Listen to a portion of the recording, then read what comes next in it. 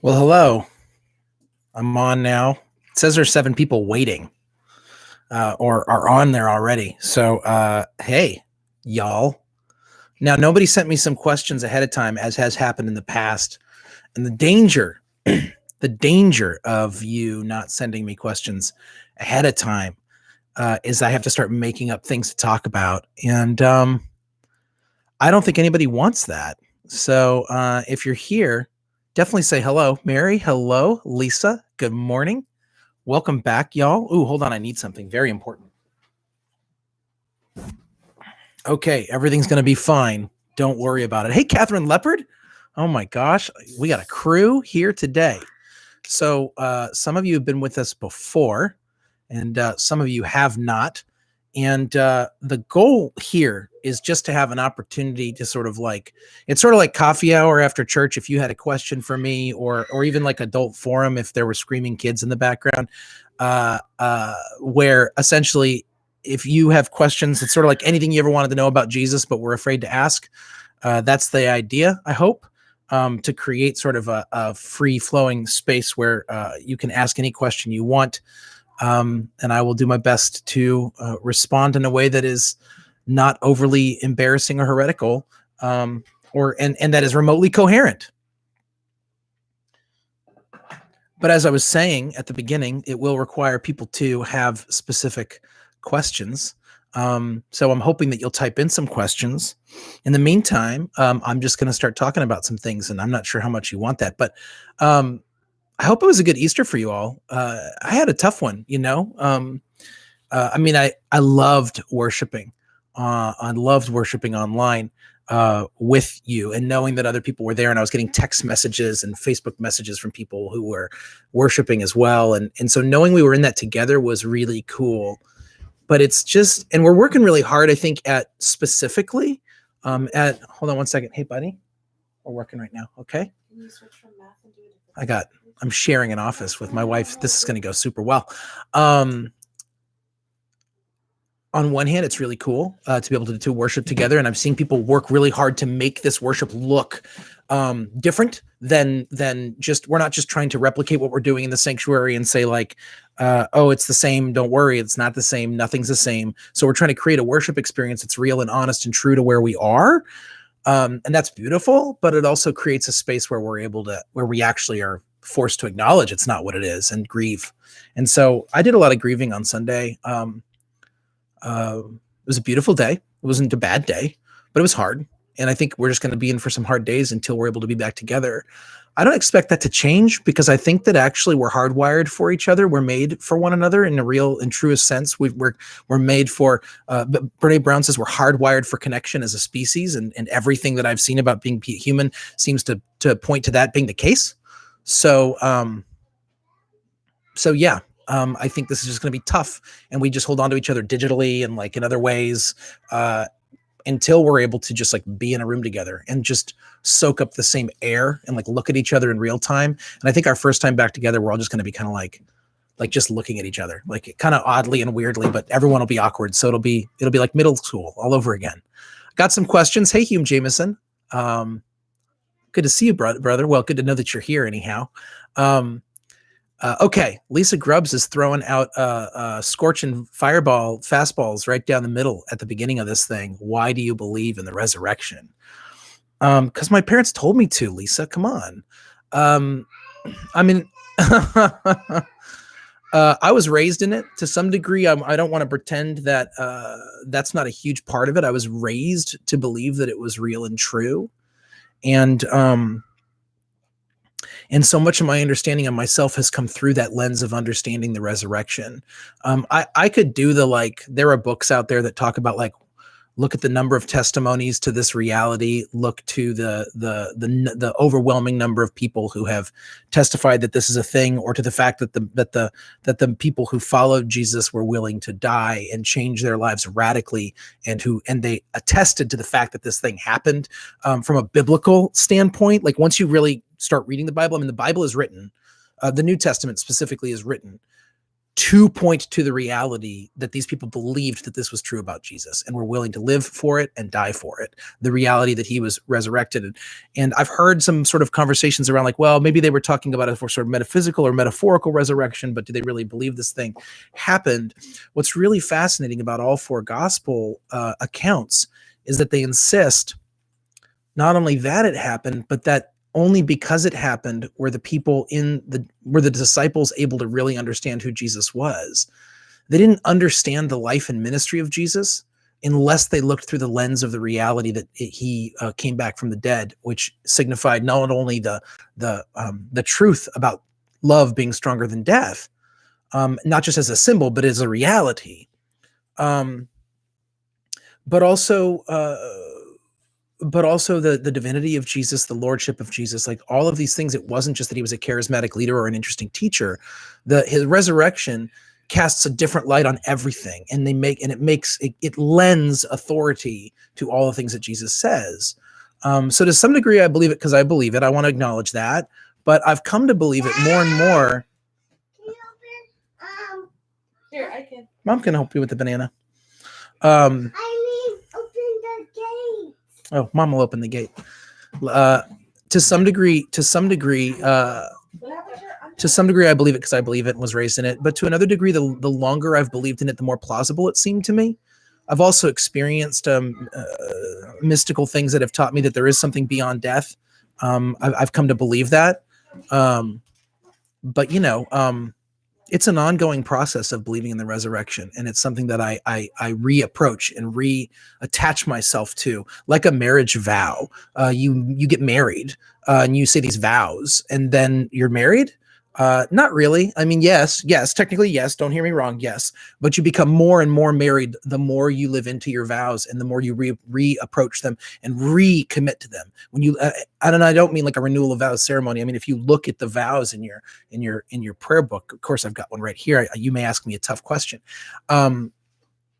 And you look at those vows and you say, how do I commit to that? The deeper you go into that, the more that you recommit to that, the more you believe in the sanctity of that marriage on an ontological level. So I would say I reaffirm my understanding of the resurrection daily and go back to it.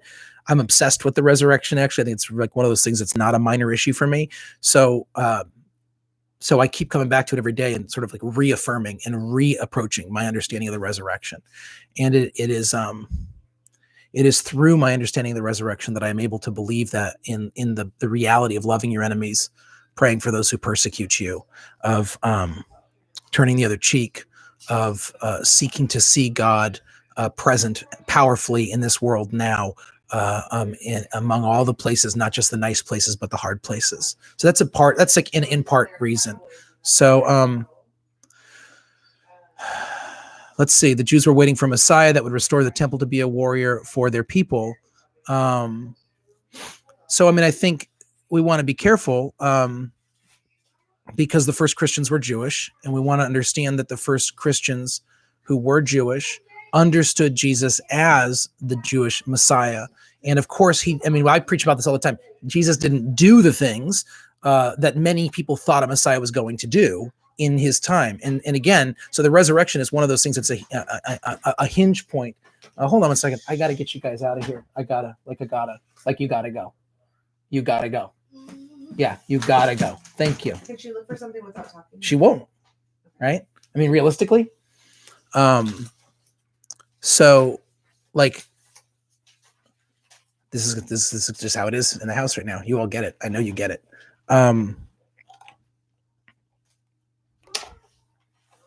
The resurrection helped the first Jewish Christians understand what they thought the Messiah was supposed to do and what that meant, and that's really tough work. Okay, I'm gonna keep going here.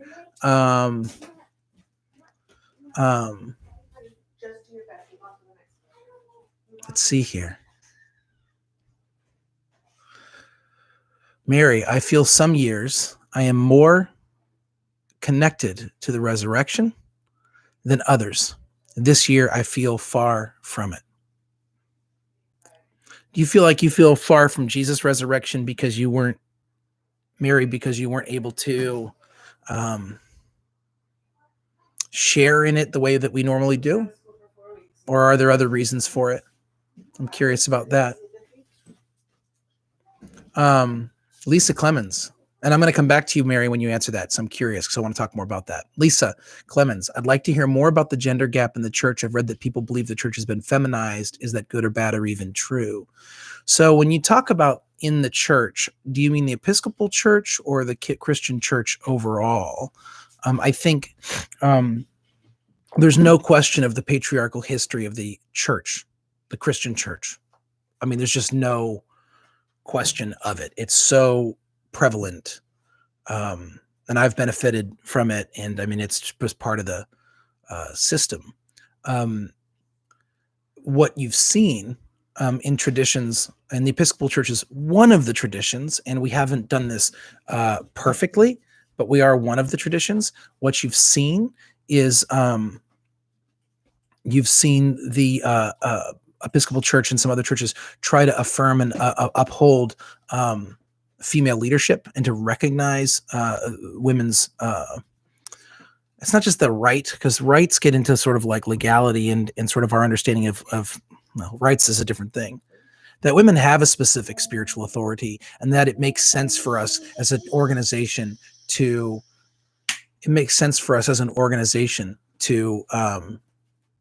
uphold and acknowledge that authority. I mean, this is something that I want to be really careful about, like as a man talking about this. I don't have statistics for you. I think you could probably do better research on that than I do. Lisa, they say more women go to church than men. That's definitely the case. More women go to church than men. There are more women in leadership positions than men. I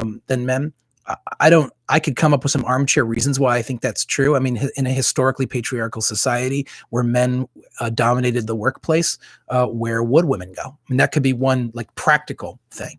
Is if men are dominating the workplace, where are women going to find a community, places where they can be have some sense of authority, even if it's not clerical authority. Historically, it's been women have had great strength and power in the culture of the church and have always been a part of the, if not the systemic part, like on a cultural day-to-day level. Many of the great gatekeepers and figures of authority in churches have been women, and we just kind of know this. So there's always been that reality. I wonder if there's more to it than that. I don't want to overly I don't want to overly mysticize or overly gosh, what's the word? I don't want to sentimentalize the feminine spiritual reality and act like I'm some like woke dude who's like, well, women are just more spiritually in touch than men. I think that could come off so gross and insincere, or just like trying really hard, like the guy in college who pretended he was an Ani DeFranco fan just so he could get to date feminists. You know what I mean? Deep cut, too deep, too 90s.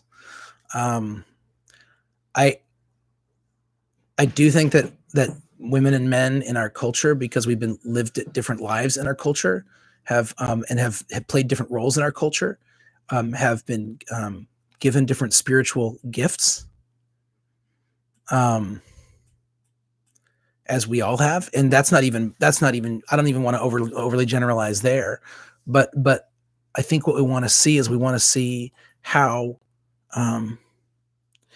to not to give women authority, but how to recognize the authority that God gives women, and how structurally we can actually honor and affirm the God-given authority of women. And I want to make that distinction.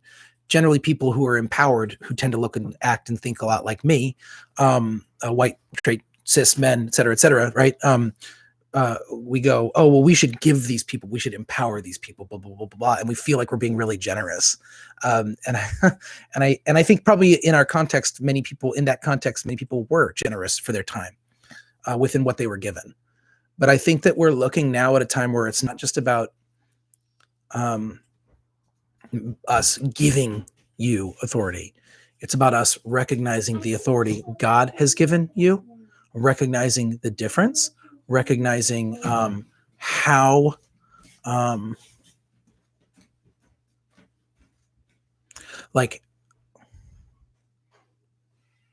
how the church can't be fully what we're meant to be if we are run exclusively by men and not taking seriously the female voice. I was in an argument online the other day with another dude that's a lot like me, a white, straight, landowning, cishet, blah, blah, blah, the whole bit. Like, and whatever. By the way, I've made jokes about that, or I've talked about that. I'm not ashamed of who I am. I am who I am. It's fine. I am. I'm not like, oh, woe is me. I'm just acknowledging these distinctions, which I didn't used to do because I used to think that the way I am is neutral. But I'm not neutral. I'm very much not. I'm a very specific, contexted person. I was talking to another person of a very similar context, grew up in a similar environment, similar church structure, similar politics, similar skin color, class, the whole bit. And the two of us are arguing about abortion. And I'm not going to get into that with y'all, except to say that, like, why are two men sitting here talking about this without any women involved? And then that's what our Congress looks like. And that's what our Senate looks like by and large. And it's like, and I was talking with a friend, a female friend, about this the other day. We were talking about the abortion conversation. And I said, my biggest problem right now isn't whether, I've gone back and forth on how I understand abortion legislation and where I should be as a Christian and all that stuff. But I said, it just feels so odd to me now to be having these conversations primarily with men and realizing that the people who are primarily making these decisions are men. And like, if the Senate were 50% male and 50% female, and the Congress were 50% male and 50% female, and the state Senates and state Congress, state houses were 50% male and 50% female, or 52% female, 48% male, as is, I think, the breakdown, then we might start to get a legislation that resembles a fuller picture of the human experience in America, right? It's just simple. And I'd say the same is true about the church. The church is overwhelmingly patriarchal in terms of its structure, and yet there's a really strong, powerful presence of women throughout the church. And so to recognize the existing authority of those women in the church and to understand how to live structurally into the power that they already have, I think could change the way we understand ourselves as a body and be a really beautiful thing. I hope that's something semi kind of coherent. Hi, Britt Bjerstrom Fraser's here, and one of the best priests I know. What a joy, and way smarter than me about a lot of things. So when I screw it up, she'll let me know, I think, or just log off and shake her head. Good to have you with us, friend. Mary. So we were talking about the resurrection earlier, and Mary Southworth Schaefer, who's a wonderful member of our church, and she works in the godly play thing with the kids, and she's got just a fierce, powerful, beautiful voice. And Mary, you sang Motherless Child for the Saturday devotional on Holy Saturday, and y'all can listen to the podcast, even though it's now Easter season. You can still listen to our recordings from Holy Week. And Mary sang, and her husband Jeff played trumpet, and we had this beautiful Psalms of Lament read by Gordon, and Annie did some reading over that. Y'all should check it out. It's called Grief, and it's on the Holy Saturday daily devotional on our podcast page. And Mary, you crushed it, as you always do. Mary said, we were talking about the resurrection, and my belief in the resurrection, and my belief in very clearly a bodily resurrection, which I'm going to be preaching on this Sunday. Peter's sermon in Acts is a testament to the bodily resurrection and the recognition of Jesus as the Messiah of Israel, Lisa. So I think your question is going to tap right into what I'm hoping to preach on this Sunday. And we'll preach on the Acts readings throughout Easter. Mary says, I feel some years I am more connected to the resurrection than others. This year I feel far from it. And then I asked her, well, do you think it's just because we weren't together, or was there something else? And she said, sharing the miracle in community at church or gatherings is important. Perhaps that and other experiences have left me feeling that I am merely watching it. Oh, Mary, I just totally agree.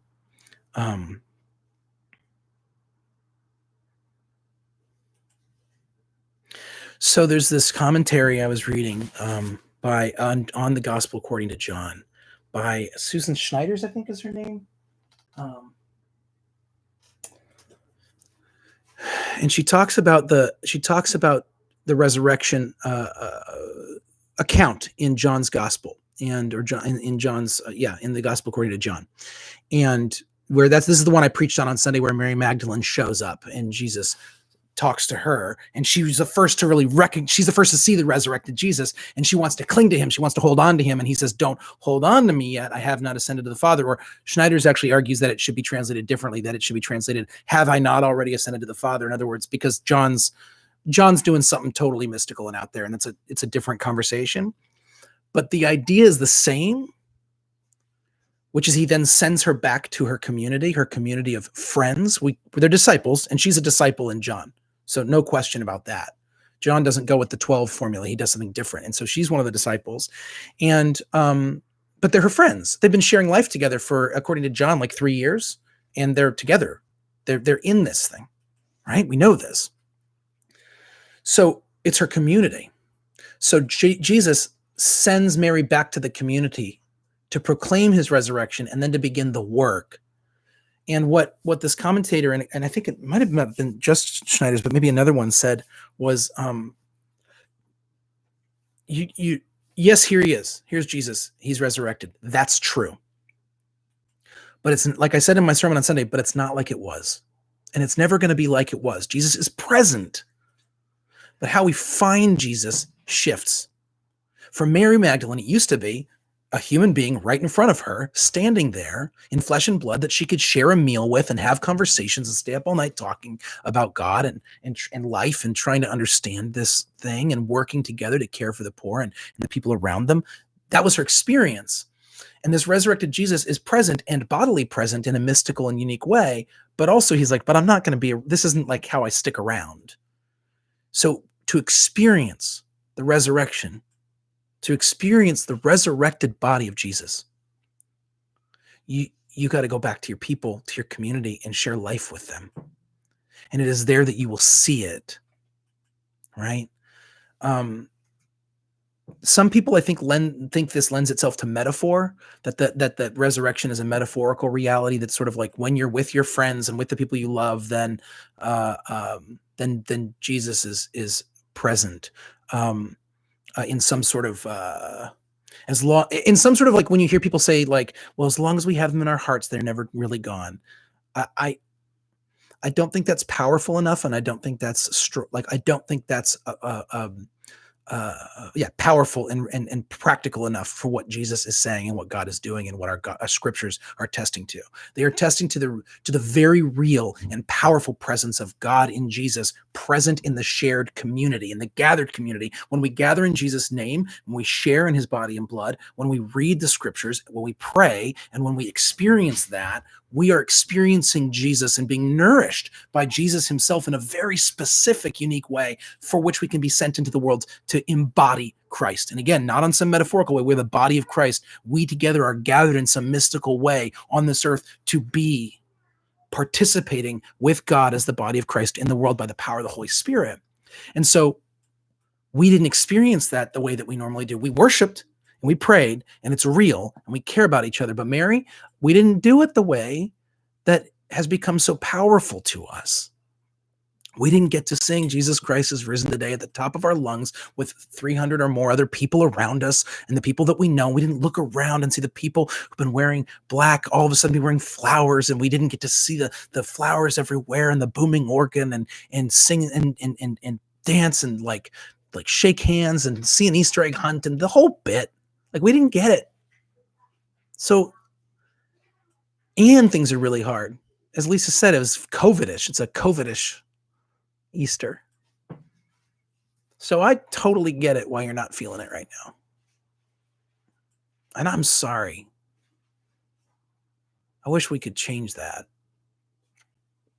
I think it's just going to be a hard year for us.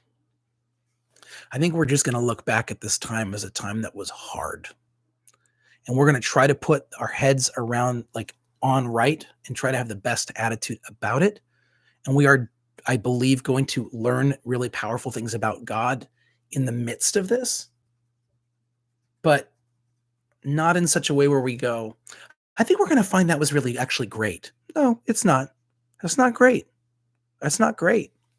God is super present and powerful in the world right now, and we are embodying Christ in this really powerful way by choosing to stay home and deprive ourselves of one another for the sake of keeping the most marginalized alive. Because what we're seeing with this coronavirus outbreak, what we're seeing about the people who are getting sick and the people who are dying, is disproportionately people on the margins of our society are being affected much more negatively. They're more likely to get it, and they're more likely to die from it. The people on the margins of our society, the oldest, the poorest, and the people of color, and the people who are in the hardest cultural situations, community situations, are experiencing this. So our decision to stay home and to try to do our part to flatten this curve and to keep this thing from getting out of control is an act of love for people that we don't know. It's an absolute love of stranger reality, not just love of the people that you can picture that you love.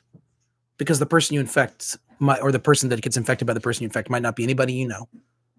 But the reality is that we are embodying Christ in our staying home, but we're suffering for it. But sister, I will tell you,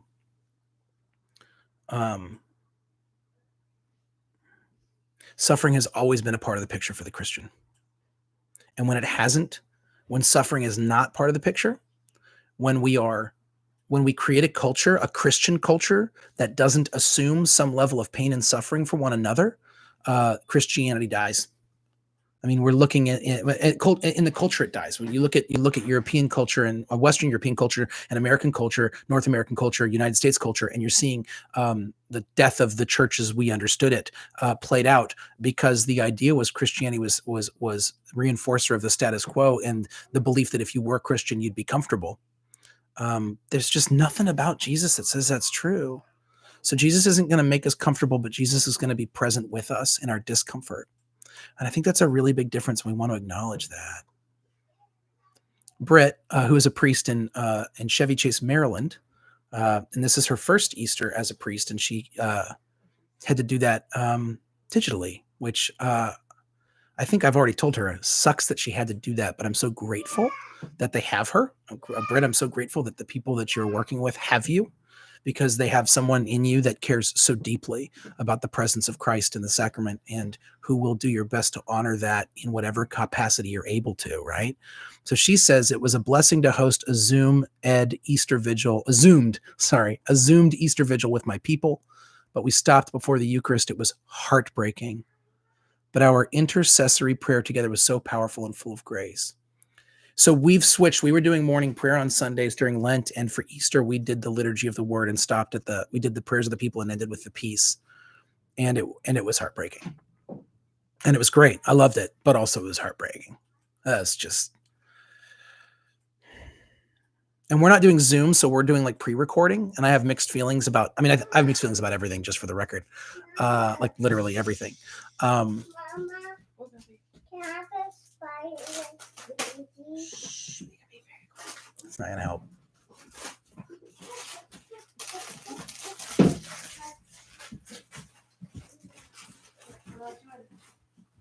So we share an office, and that means that the kids are, as soon as I hit record, the kids are like magnets.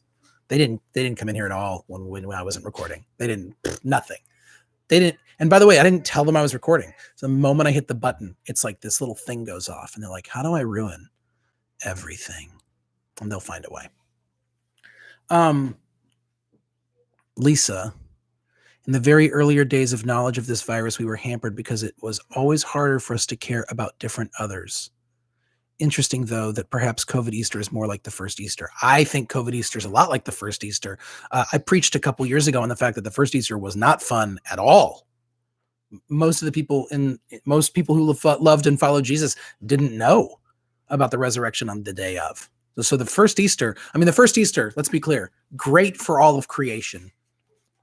Awesome, right? Like long term, the fact that it happened, best thing ever. Literally best thing ever, right? But in the moment, no. Christians were all the followers of Jesus were hiding, shut away, scared of what was going to come for them, disconnected from one another, or sheltering in place with a couple of people that they probably liked but were probably getting really sick of. So it looked a lot like this was the most Eastery Easter we've ever had in that sense. So people who always want to like take it back old school to the way it was, you had it. This was your Easter. Enjoy it. I'm going to go for the newfangled. Let's all hang out together in bright pastel colors and get Easter eggs and listen to booming organs and take communion together. Easter, that's me, but I'm not old school in that sense. But yeah, for all you people who are into like primitivism and are like, we should just go back to like first century church. You had your Easter. How was it? Let me know.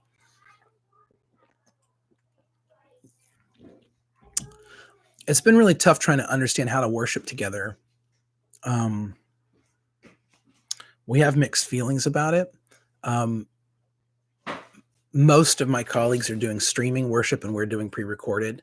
And a lot of my colleagues are worshiping, recording themselves from inside their churches, and we're choosing to record from inside our homes.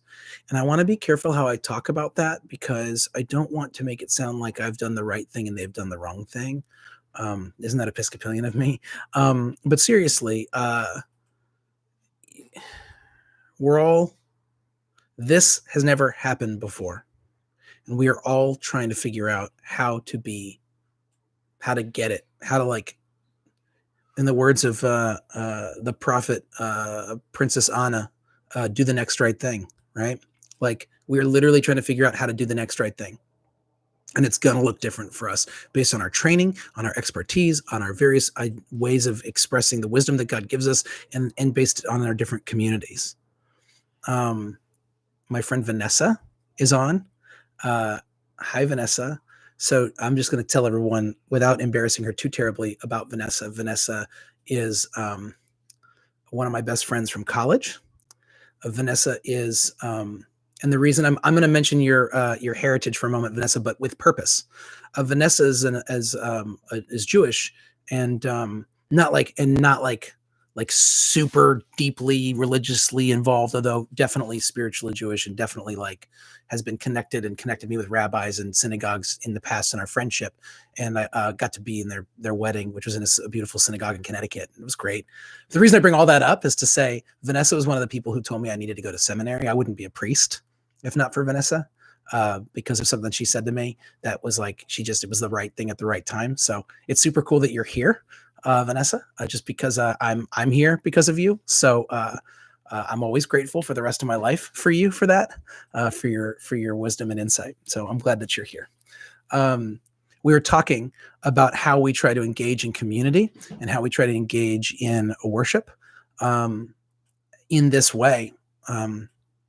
The cool thing about if you do it live streaming, which I haven't done, is, the priests that do that are maintaining a schedule that's similar to their schedule during non-quarantine time, and they get to be in the space, and if they do it at their church. And so there is this sort of like Sunday morning like happens, whereas we record everything beforehand. And so I preached my Sunday morning sermon on Thursday. That was unusual and not something I want to do all the time.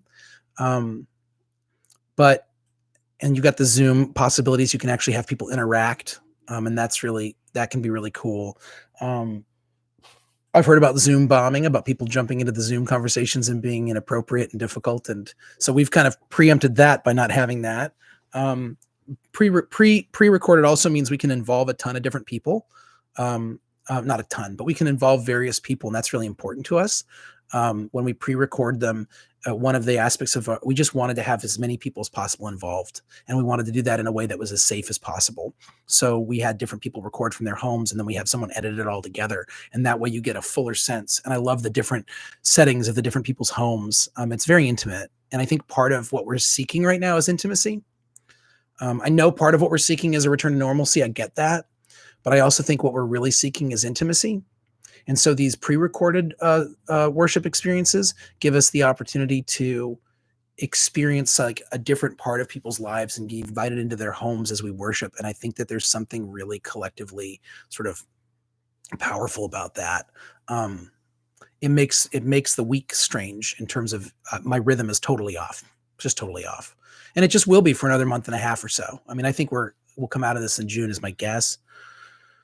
But I do like the finished product of sending you all a worship thing that, one, you can look at anytime. You can watch it anytime. You don't have to be on time. You can watch it at any point that makes sense for you and your family. And when you watch it, you'll see all these different people involved and engaged. And that was sort of our biggest thing. There's other aspects to it, but that's all I'm going to say right now. Betsy Berry's on. Hi, Betsy Berry. As you know, I love you very much. And we need to do something where I drive over and sit like 10 feet away in my car, and I'll have a Diet Coke and you can have a wine, and we'll smile at each other because we need to make eye contact again. Lisa Clemens has a question for us.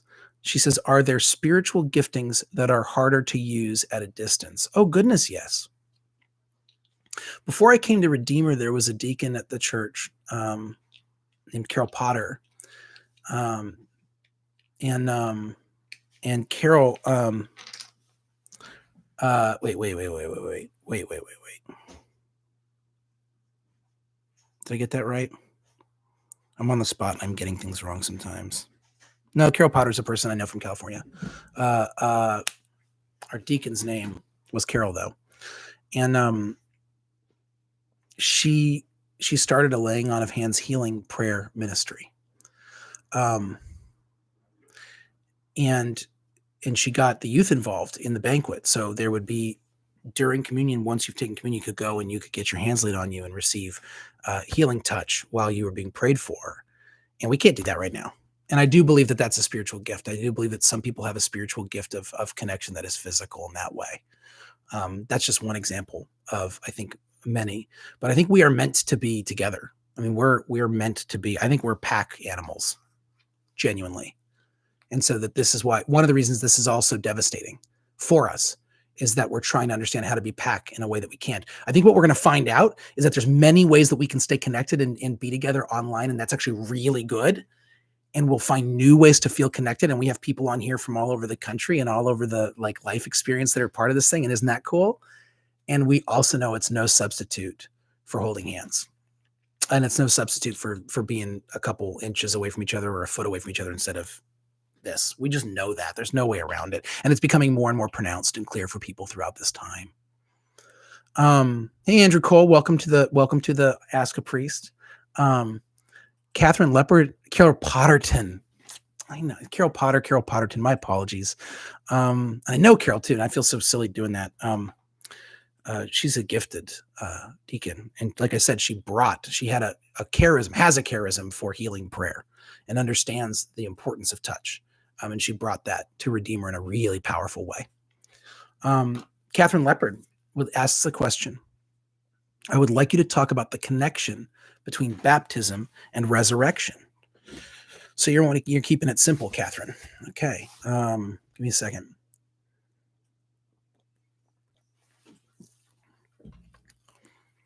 The earliest, I think I've been really influenced in my understanding of baptism by Paul and his writings, which are fairly early on. And of course, Christian doctrine is constructed through them. The language that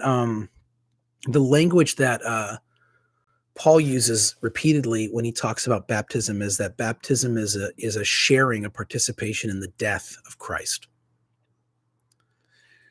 When Paul talks about the crucifixion, and he talks about it a lot, for him the crucifixion is the crucifixion and the resurrection are really one event, in the sense that for Paul the crucifixion it's not that the crucifixion happens and then what's next. For Paul, the crucifixion happens and the resurrection is inevitable. And so there is a crucifixion and a resurrection.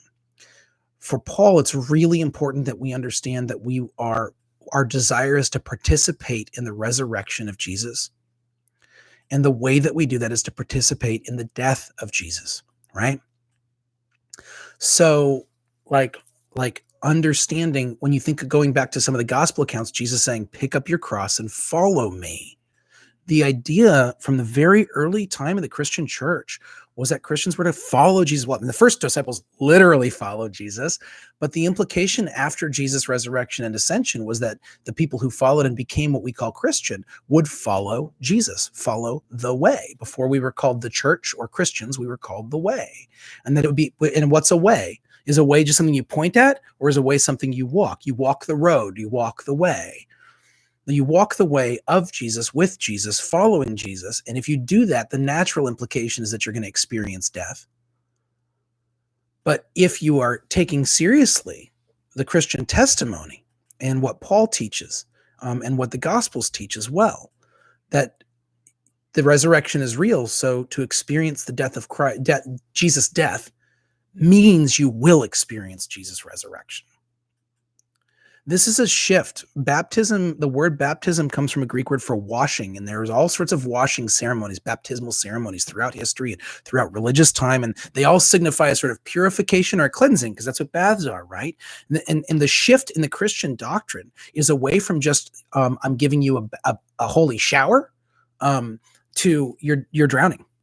Right. So one descriptor I've heard, and I don't remember who said this or what, and it can sound a little trite, but like the idea is that sometimes we think that we're in the water, drowning, flailing, and Jesus saves us by jumping in and pulling us out. But that the Christian doctrine is actually that Jesus jumps in and pulls us into the water so that we can drown and die. And in that death, we are raised up to new life. And Jesus teaches this over and over and over again, that that we have to experience death to experience life. What this does for us, what this does for us, among other things, is it. And I just read this, so I didn't come up with this, but I'm trying to remember where I read it. It might have been that Schneider's commentary on John, but it says that because of the resurrection, we understand death not as the end of something, but as the inauguration of something. Our death seems so final to us in our human minds, and baptism is our way of confronting that death and participating in that death, so that we can fully embody and embrace the reality that there's something beyond that death, and that true life is there. Now, on a spiritual level, on a practical level, we also have used language throughout Christian history that you want to die to certain realities so that you can live right now. So it's not just the baptismal reality. When you it's not a suicide pact, right? Like we're not a death cult, right? So the answer is right, we're not. So the goal of baptism is to participate in that death of the self now, so that we can begin to experience the resurrected life now. Before our bodily deaths, we have the capacity to begin to experience the spiritual resurrection by living in the Christian community that we've been talking about, by following Jesus in the ways that our ancestors did, and in new ways. That's the goal. And so and what is baptism?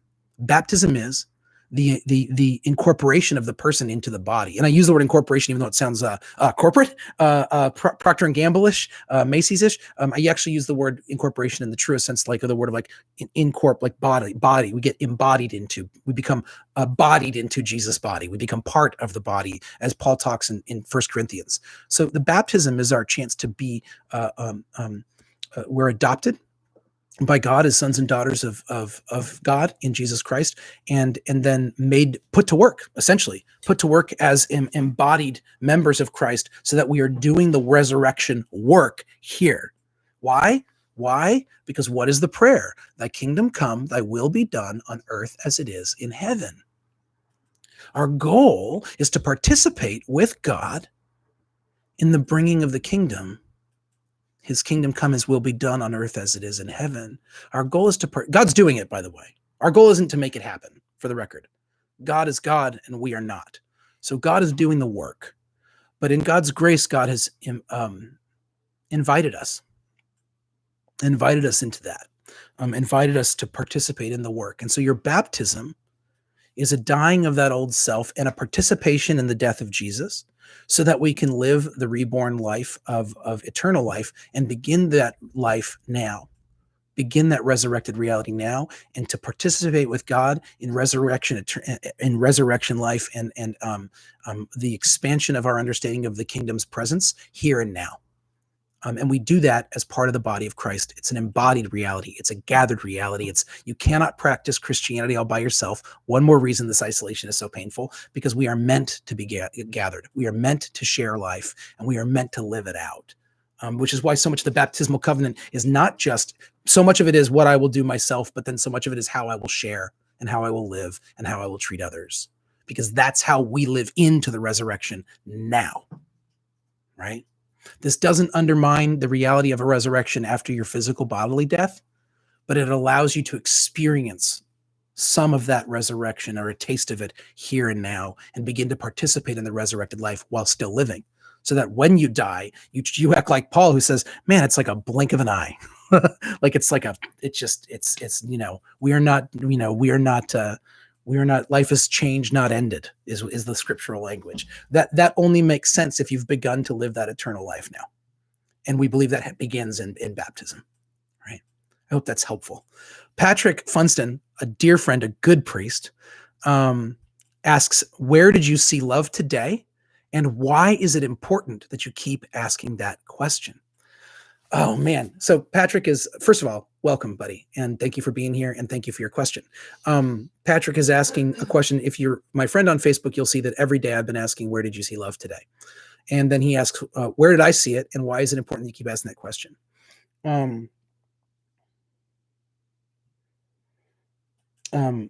Reed is my youngest and my most biggest challenge, my youngest child and my biggest challenge. And today he took out like a pound of bacon. Oh, and Patrick's a vegan. I'm sorry about I'm bringing this up, but maybe he's a vegan and training Patrick because he took all the bacon out of the fridge and threw it on the ground, and then my dog ate it. Hopefully he lives through that. So maybe he's just like ridding the house, right? So this is good. Maybe he's on your team. And he did stuff like that, and I was so mad, right? But when I'm trying to get it right with him, I have him sitting on my lap while I'm trying to talk him through something and while I'm angry. And just like the gentleness of him when I'm holding him, even when I'm frustrated and even when it's not going right, I find so much love there I can't even begin. Like it's just, even when I'm frustrated, I'm just so in love because of the way that he trusts me and the way that he, even when we're not getting it right, either of us, the way that he trusts me and the way that he leans on me, physically, literally leans on me, it totally busts me open. Why is it important that I keep asking that question? I believe part of our job as priests, especially in our current culture, but part of our job at priests really is to articulate a vision of the kingdom, to be narrators of where we see God's presence in Jesus Christ in the world today. And we are proclaimers that we are proclaimers that God is present. It's not God up there and we're down here, but that God, by the power of the Holy Spirit, is present in our everyday lives. We'd say that. We've got to then like train our siblings in Christ to have eyes for the kingdom, to be able to look around and see God's presence. Okay. And you and I both know there's no more powerful evidence of God's presence than the love that we see. God is love. You and I, and all humanity, we are born from love. We were literally born out of the abundance of God's love. And we were born for the purpose of receiving and giving that love, of participating in love relationship with God and with one another. And we got to train ourselves to see it, because when we see love, we are seeing God's presence and work in the world. So I want y'all to have that, like, and me too. And by the way, part of it, is for me. I didn't know I was going to do it every day. I did it one day and the response was overwhelming, but I also did it because I needed to read that. This goes back to our need to be a community, right? To not do it alone, is that I need to see and hear where other people are experiencing love so that I can experience it there too. And so that I can remember it's not just me, and Patrick is a scholar of Paul. He loves Paul as well. So Patrick, you know, and I know that people will read Paul's writing and they'll see him say you, and they think that he's talking to them individually about their individual reality. But you and I both know that Paul is saying y'all in the Greek. And of course, most of our English translations aren't adept enough to acknowledge that an explicit and obvious plural you form. And so you plural is just you for a lot of us, but y'all is the reality that Paul is always talking to, a gathered reality, a community. So how do we foster and create a sense of shared recognition of love in the world when we're apart from each other? So if we have a whole body of people who are actively looking around for where they see love, and then calling it love when they see it and acknowledging it and then proclaiming it we're training people to be evangelists. And I want, and I'm a Christian, as you know, as many of you know, I'm a professional Christian. And so I could say, where did you see Jesus today? But I think that for too many people, that's still very abstract, whether it ought to be or not. I mean, it shouldn't be, but I think for too many people it is. If I say, where did you see Jesus today? There's just a whole group of people, and not just non-Christians, Christians, who are like, I don't know, man. Which speaks to the reality that, as one of my mentors once many times said, Gordon Cosby, head pastor of Church of the Savior in DC, would say that the church, the Christian church in America, is structured for spiritual infancy. We have failed at teaching people how to see Jesus in the world so often, but despite our failure, people still know love when they see it. And so we have the capacity to point people towards love and to articulate then, oh, you see that love? Isn't it everywhere? Isn't that awesome? Isn't it great to read other people's experience of love? Doesn't it feel good to relive it and to share it? Okay, that's where Jesus lives, right? Like in a real and true way. When it's about love, it's about God, which is an inverse sort of paraphrase of something our presiding bishop says, and I agree wholeheartedly. Right? If it's about love, you can find God present there. And so that's where I just want to do the work of training others to do that, but also I want to participate in that myself. And I think that's a big thing of it. I hope that's somewhat of an answer. Anna Calhoun asks, hi, Anna, by the way. I'm so glad you're here. Hope John's here too. Say hi. I mean, where would he be? The tie-in between where did you see love today and your Easter sermon was just so beautiful and meaningful. Thank you, Phil. Oh, look, I didn't even have to answer a question. I just got a compliment. Hold on, I'm going to enjoy that compliment. That's a good compliment. Thanks, Anna. It's been really interesting to see how the preaching and the teaching has sort of coalesced around this reality of where we see love, because part of it is that because our lives look so differently than they looked a month ago or 2 months ago, we're still readjusting. It's like when you're in the light, and then you go into a dark room, you can't see anything for a little bit, and it takes a little bit for your eyes to adjust. And then you start to adjust, and then you start to see things, and then you start to see different shades and tones and shapes and everything. And then you can kind of see some stuff, right?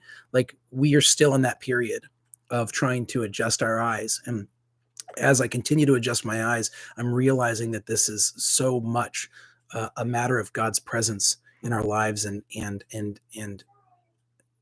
it's not that God's abandoned us or isn't here. God is here. So the question is, how do we see God, right?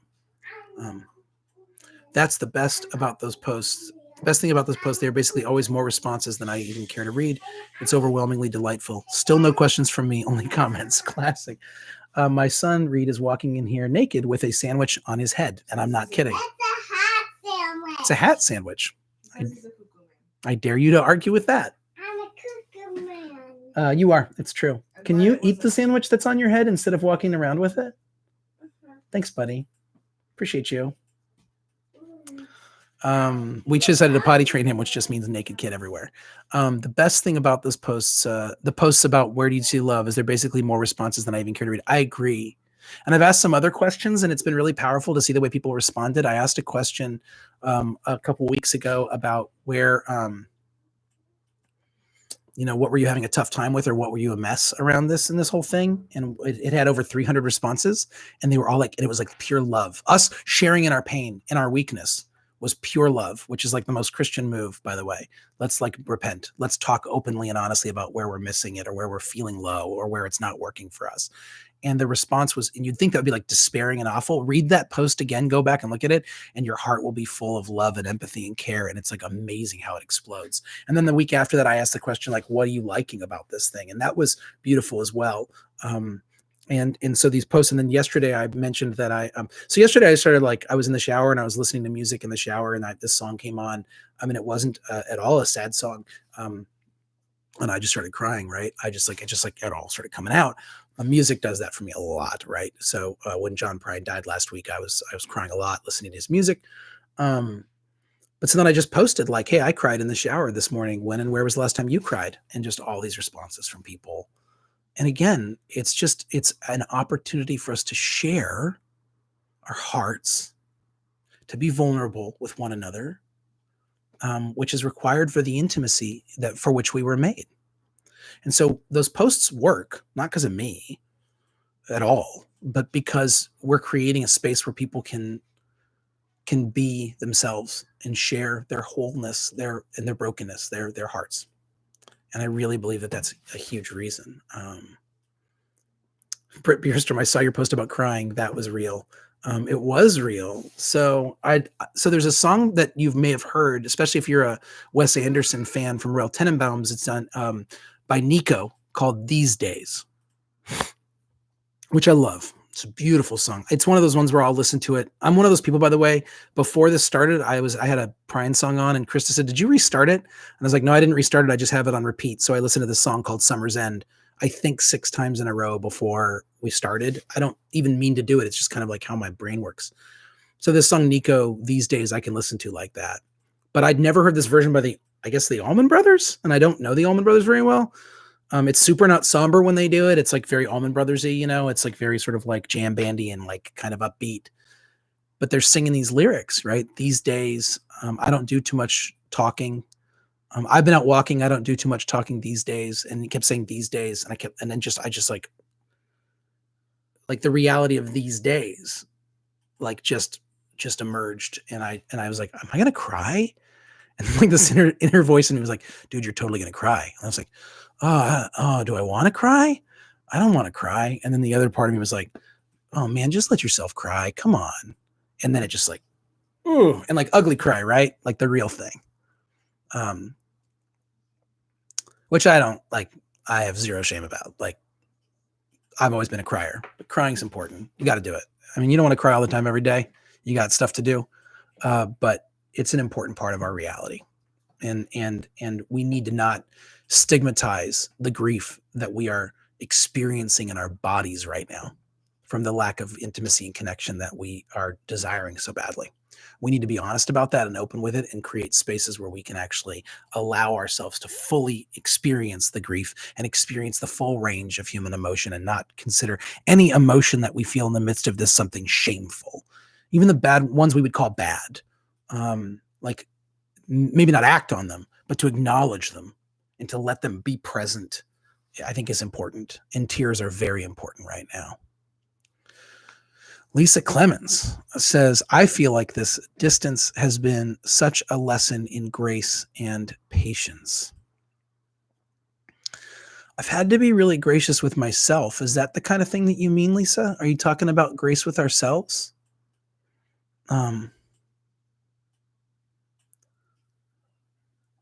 I certainly haven't held myself accountable to a lot of the things that I was doing before this. I've basically been doing a lot of stress eating and comfort eating, which is not always great for me.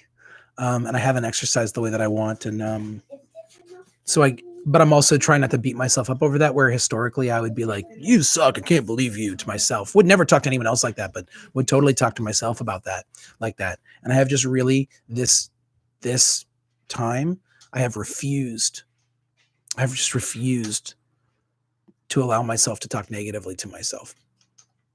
So of all the range of human emotion I'm talking about, I've allowed myself to feel a lot of things, but I'm not allowing myself to set a narrative of self loathing or self debasement, because this is a once in a lifetime experience, and we need to just accept that it's a once in a lifetime experience and allow our bodies to be whatever they need to be for a little bit, in our minds, so that we can get through. I don't think it's a excuse for destructive behavior, but I do think that we can be incredible. I think we have the capacity to be gracious to ourselves when we're not getting it right, and to be patient with ourselves, right? And patience in what's going to happen, because we don't know. We think we know. I mean, I'm think you. I said earlier, like, I bet we'll be back together in June. Like, I think we'll be back together in June, most of us, right? Like, to the ones that are able, and I think we'll start to open things up. That's my take on at least things in Cincinnati, Ohio. But I don't know that. I could be wrong. I don't think we're going to be shut away for a year and a half. I don't see that happening. But I don't see it happening isn't the same as I know for a fact, right? So the patience to see how things unfold, the patience with myself and the patience with our God.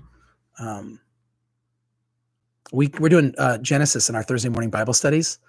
And it's like I keep reminding people that between when God shows up to Abram in chapter 12 to when Abraham actually becomes the father of Isaac, 25 years pass.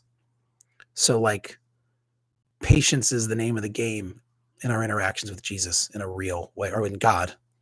There's my Trinitarian coming out because same. In our interactions with God, patience is essential, right? And humbling is a good word. Humbling is a really good word. Humbling is a really good word. I think it was Glennon Doyle. I haven't read her new book, but there was something I think she talked. I just read this morning about her talking about being humble as opposed to being, I'm going to get it wrong. But humility, I think it comes from a word that's got connected to being grounded, like being connected to the earth, like being grounded, being like actually like in real context to what's real. Like humility is not about self-debasement or modesty, so to speak, false modesty, or like, oh no, I couldn't possibly. Like it's not that, which people and especially women have been like has been unfairly expected of women especially, but people in general are taught like modesty, like, but humility as like a way of like, this is what's real. I'm grounded in the reality of now, and how do I live in this reality that.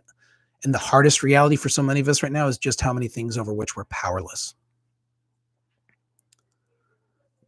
We are.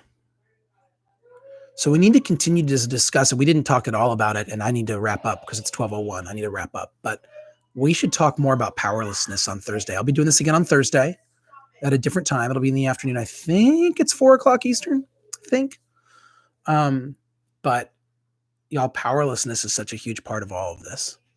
Understanding that over which we have power, but also understanding how much of this we have no control over, and how do we maintain a sense of serenity in God's presence in the midst of that is huge. So, oh, look, Britt, who is an actual, like she knows Latin and is a philosophy major and is one of these brilliant linguists. Humus. I don't know how you'd say it. I wish it was just hummus, but that's probably not it. Means land or earth in Latin. So there you go. So the humility. Yay, my one skill is irrelevant here, says the person who can preach up a storm and celebrate the Eucharist and make God's presence known to hundreds of people at one time without even batting an eye. Her one skill is translating Latin. Sorry, friend. Unfortunately for you, you're gifted in many more ways than that. But thank you for backing that up. I stole that from Glennon Doyle, who I haven't even read her book yet, but that's where it comes from. So, Britt, thank you for being here. Patrick, Anna, Lisa, Mary, Lisa, because there's two Lisas, John, Andy, or Andrew, maybe Maria, who knows, Mary, Jeff, the team, everyone that showed up to the conversation, Vanessa, it makes my heart sing when you're here. Awesome. Okay, everybody, I'm going to keep doing this. It's fun for me. As you all know, anyone who's here knows I'm a talker, and to have the opportunity to kind of talk through what matters so much to me about Jesus and what matters to me so much about you, and for us to be together in this way, which is odd, but still real, and to hear your questions and to think them through is just a joy for me. And you all are a joy for me, and this opportunity is a great joy. So thank you for bringing joy into my day. To come back to Patrick Funston's question, where did I see love today? I see love in the fact that you all showed up in a real way to have a conversation with me. It brings me, it fills me up in a real and true way. So thank you. Betsy, thank you for being here. I forgot your name. And Catherine Leopard, thank you for being here. Thank you all so much for your thoughtfulness, for your presence. Please know I love you, and I'll see you all very soon. All right, I'm going to end this thing. And then, by the way, I'm going to say goodbye, and then it takes like a second to end it. So it's like super awkward. And Mike is here. He's all right. He's Vanessa's husband. He's all right. He's no Vanessa, but who is, right? All right, y'all. So much love. Love you, Mike. Love everybody. I'll talk to you soon. Awkward ending.